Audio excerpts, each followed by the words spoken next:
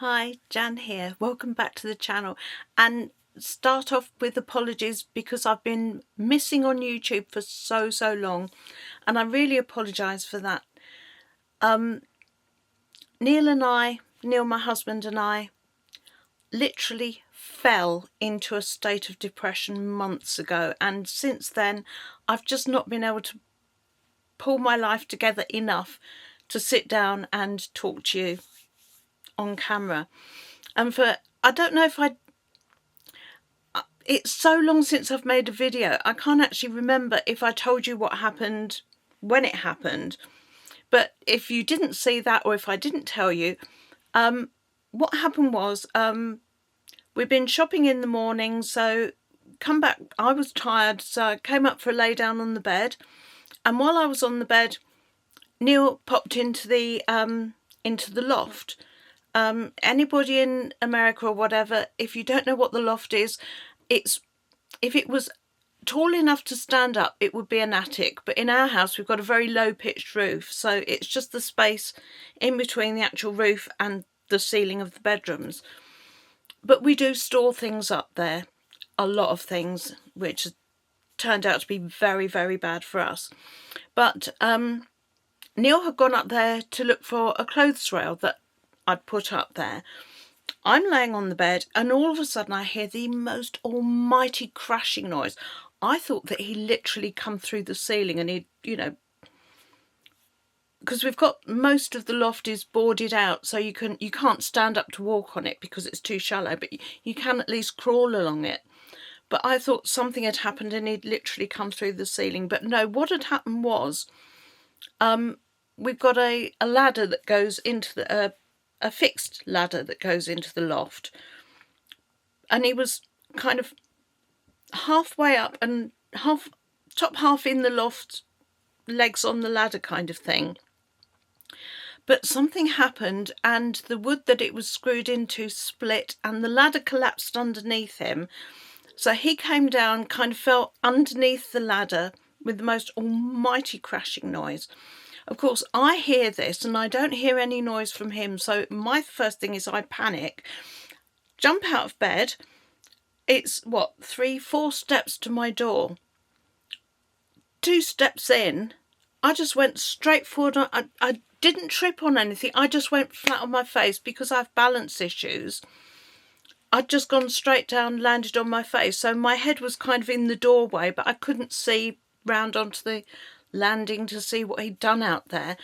He's out, as I know now, he said he was being very quiet because he was mentally checking over, can I feel my legs? Can I move my toes? Can I move my arms? Because he was obviously in a lot of pain. I was in a lot of pain because I'd gone down. I've knocked my front teeth loose. I've actually lost one of them. And that's what had happened. And it literally frightened the life out of the pair of us. And we were quite badly, Neil was very bruised and felt very broken for a long time. And I was shaken because it's one thing to fall over, and I have, because of the brain injury, I have balance issues, so I fall a lot. But to go flat onto your face, it's different. And it's not only painful, I mean, I've done it several times now. Actually, first time I did it, I broke my nose. It doesn't show from the outside, luckily. I haven't got a crooked nose, but inside it's all kind of different and doesn't go straight up anymore. And like I say, I've knocked teeth loose, and so it took us physically quite a long time to get over the injuries that we sustained in those simultaneous falls. We like to do things as a couple, but it kind of hit us both with this wave of depression afterwards. I sometimes think that a physical injury does trigger something that causes depression.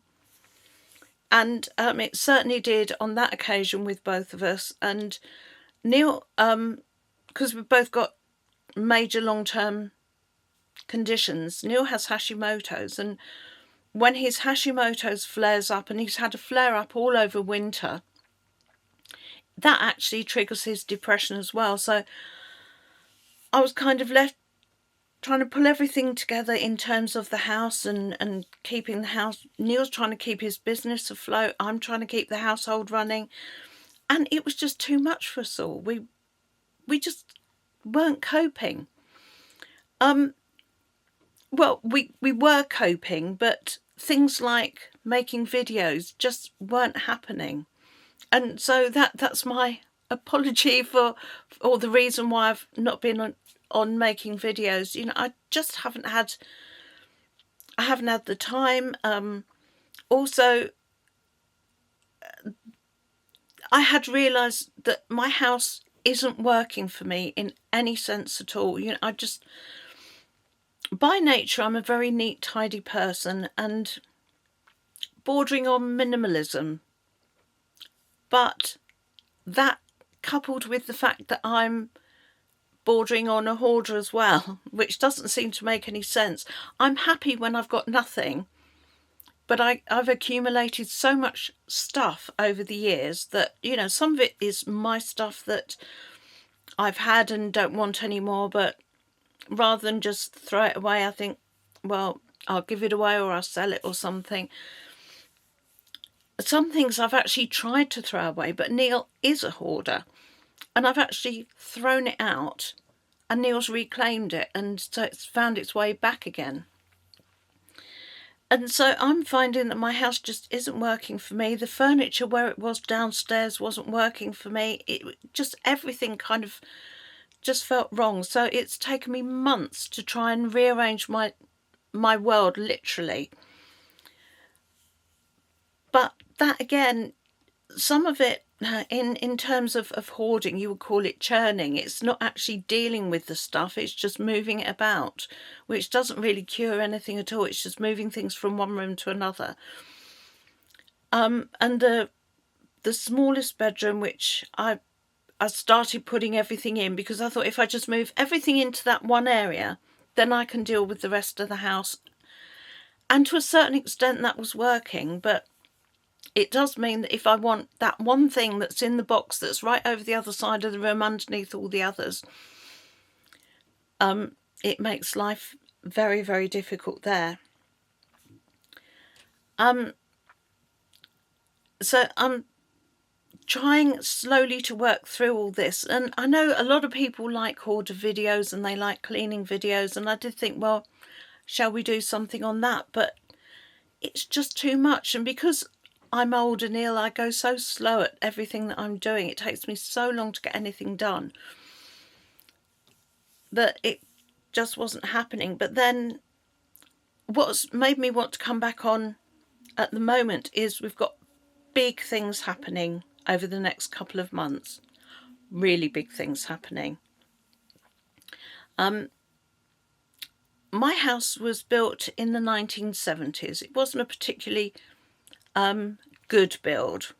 It was typical 1970s. They were just throwing up houses in those days, and so we're having a lot of work done to the house, retrofitting insulation, trying to make it more well, insulated really. But this in itself is going to cause an awful lot of upheaval. We're having all new windows and doors put on, but that means that they've actually got to get to the windows. And in the, you know, I'm in my bedroom at the moment. I've got a chest of drawers right up against the window, you know, and to bring it far enough into the room that they can get to the window to change the window, I've got to move the bed that way. The chest of drawers has got to come this way. If they don't do it all in the same day, then I'll have nowhere to sleep that night. So we've got the 3-bedroom windows are being done, bathroom windows being done. But also they've said that because of the extra insulation, I've now got to have fans on the bathroom wall and the kitchen wall, which then draws the air through the house, which means they've said that they've got to cut the bottoms of the doors off so that there's if the door's shut, you've still got airflow from the hallway into the room, which I'm not at all happy about, but they say that it's got to be done. And I am worried about, you see an awful lot on news and things of houses that have got a lot of black mould, British houses that have got big problems with black mould. But I think a lot of that is where they are so, especially the newer houses, they're so highly insulated, there is no airflow through the house. Whereas in the old days, back in you know, when I was growing up, you never heard about houses that had thick mould, this black horrible mould, because they had open fires, so you would get the airflow through the house up the chimney, you would have your windows open, and there was always air circulating. So I was concerned about mould issues, and I always sleep winter, summer, doesn't matter what time of year it is, all year long. My windows open as wide as it will go. More, doesn't matter what the weather's doing outside, I have my window open. So my kind of thinking is, well, I don't really need a fan because I do like my windows open, but because the windows are going to be there, they've got to have these fans. So there's more upheaval there putting these fans in. Then the loft, which, as I say, is full of stuff, has got to be emptied out. At the moment, we've got kind of that much loft insulation in there, and they're going to put up 450 millimetres, which is I think it's something like 18 inches or something. It's a lot. It's very, very, very deep insulation, but that will mean that I can no longer use my space up there to store things. But it also means that everything in the loft has got to come out of the loft. But because I've got so much thing in every room, I've got nowhere to put it all. So to say I'm stressed is the least way that I can explain it at the moment. But so that's got to happen. Then I'm having the roof retiled.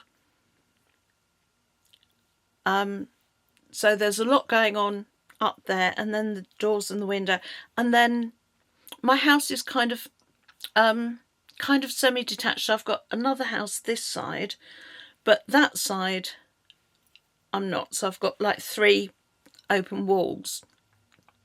So because it's a timber framed house, and then the ground floor is brick on the outside and tile hung on the upstairs.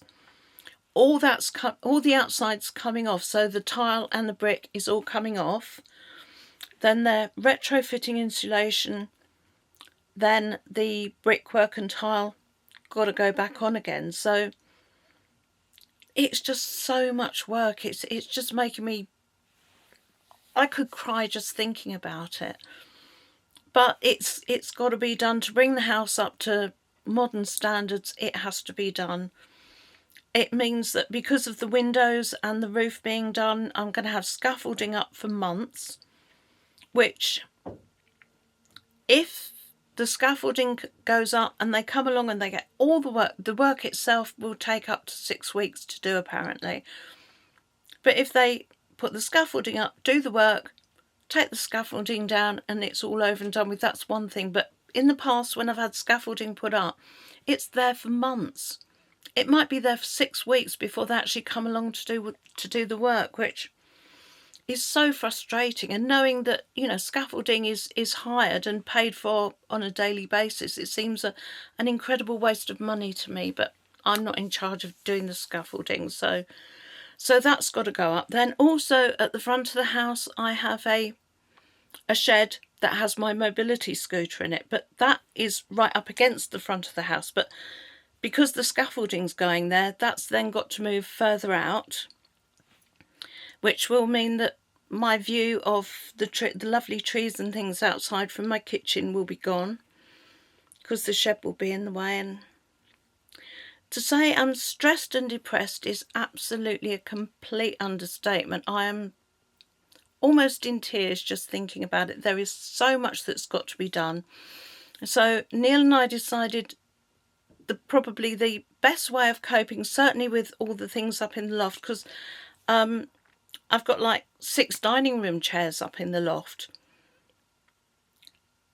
Leather chairs, they've got to come back down again. I've got boxes where I've bought things and then kept the boxes, so if there's anything goes wrong, then can go back in the box and go back to wherever it came from. But so some of those will be easily dealt with and they can go.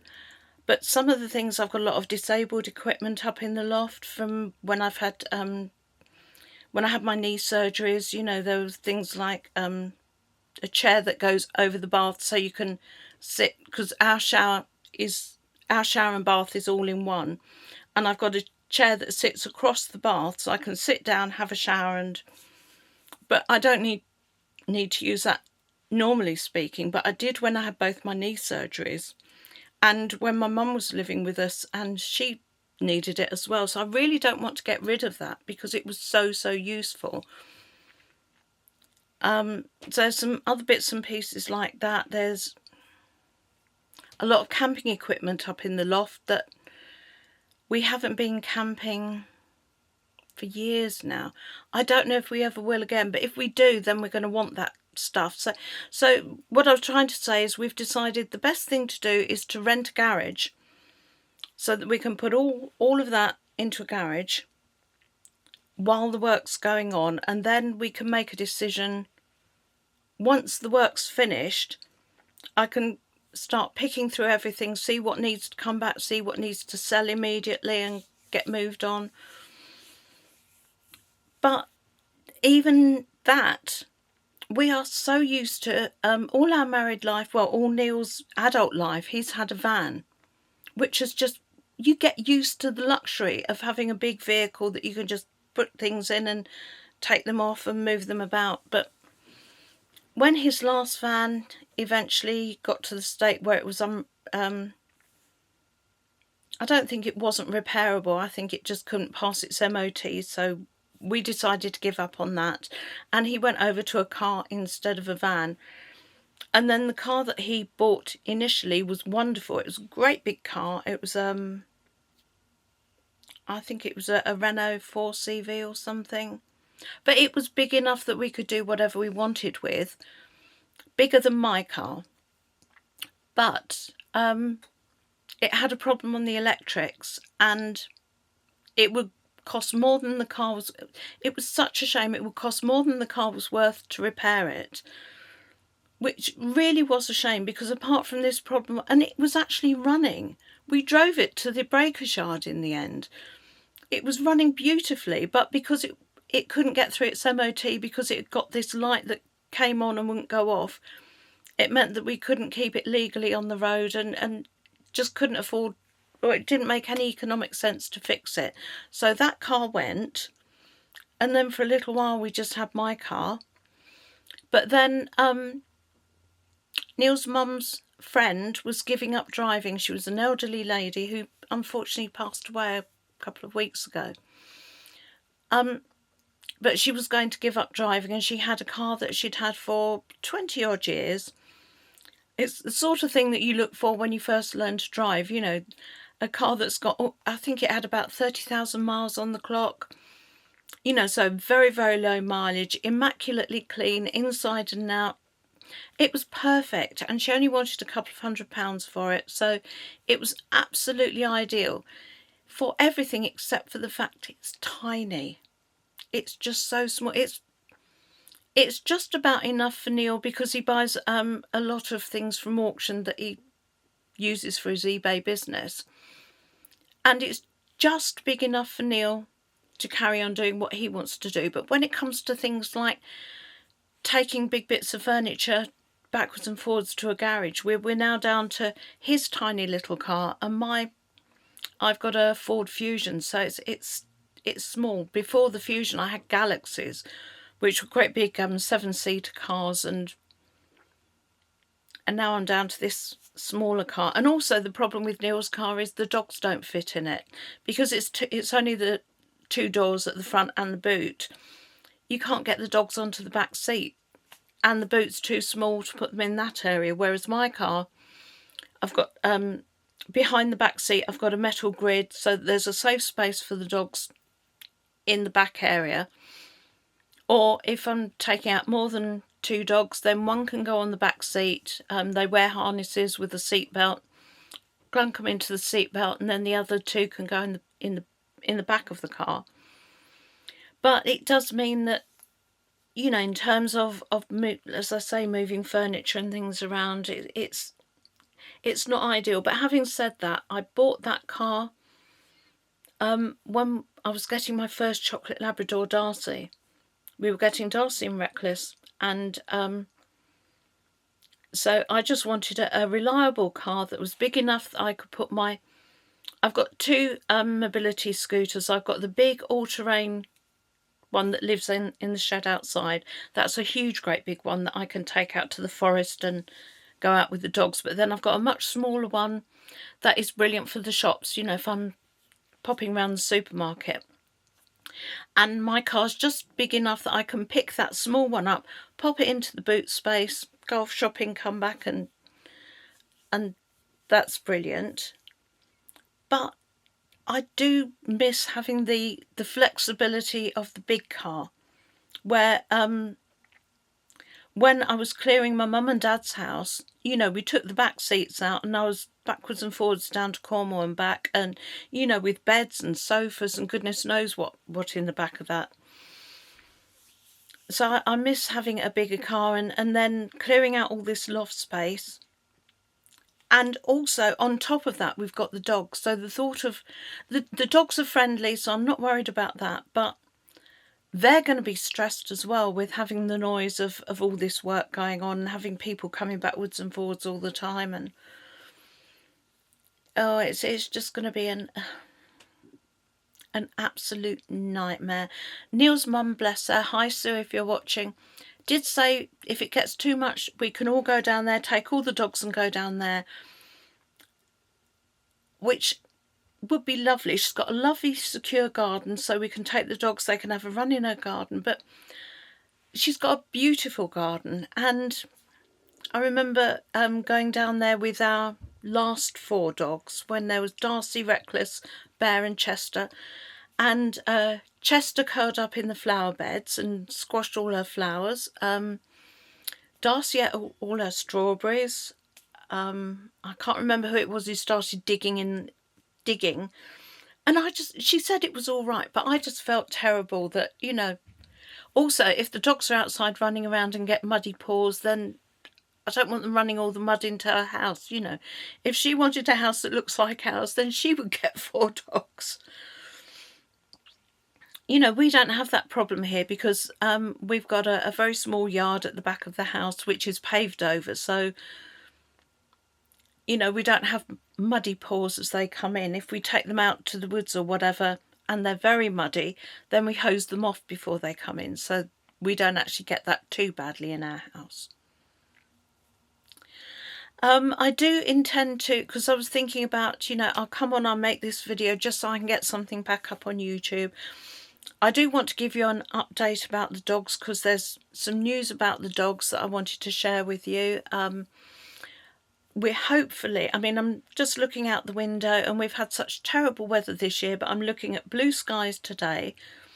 But here we are at the end of May and I'm sitting here with a jumper on and a heater on in my room because I am so cold. But at some point, I'm hoping for a bit of warmth. And when we get the nice long warm days, then with all this work going on, perhaps me and Neil and the dogs will just go up to the forest and I can maybe make some videos for you up in the forest. You can watch the dogs playing, you can listen to me rabbiting on about nothing in particular like I normally do.